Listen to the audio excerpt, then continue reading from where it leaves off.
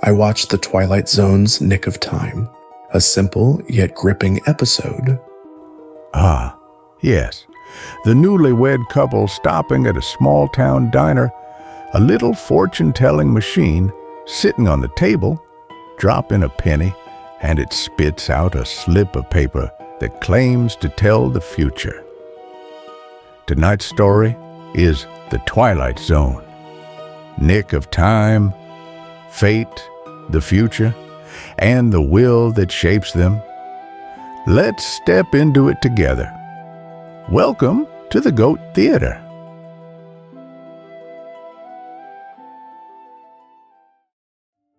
At first, the couple was just playing around with the fortune-telling machine. But after a few correct predictions in a row, the tension between them started to rise. Humans are vulnerable to accurate predictions. Before they know it, a single slip of paper starts tugging toward fatalism. What's fascinating is this. Nothing actually happens, and yet the two come close to a serious fight.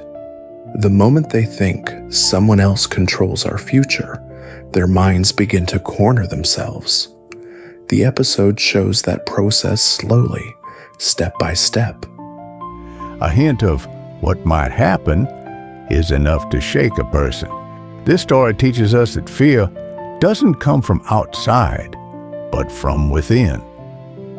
The husband takes each slip of paper and stretches it from a tiny sign into a fully determined fate. It wasn't the world that broke him. It was his own interpretation. Just as Nietzsche said, there are no moral facts, only moral interpretations. And those interpretations can lead a person to ruin, just like so many in Dostoevsky's novels. What stayed with me most was the wife's line. The future isn't on that machine's paper, we make it ourselves. She pulls her husband back from the spiral.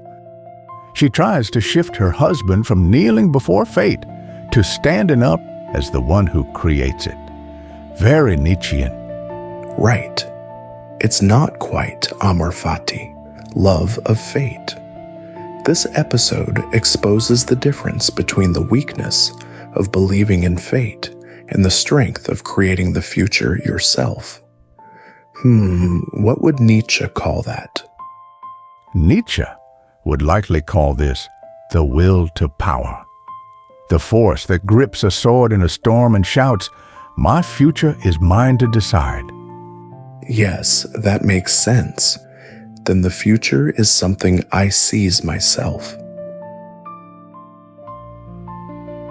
Nick of Time is really about a mind running wild with fear.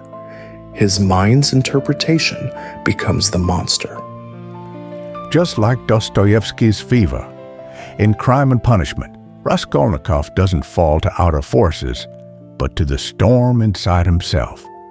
Exactly. The psychology of destroying oneself from within. That's the core of the episode. Yes, and the idea that the future isn't something handed to us. We are its authors and creators. Right. It's the strength to not surrender our will.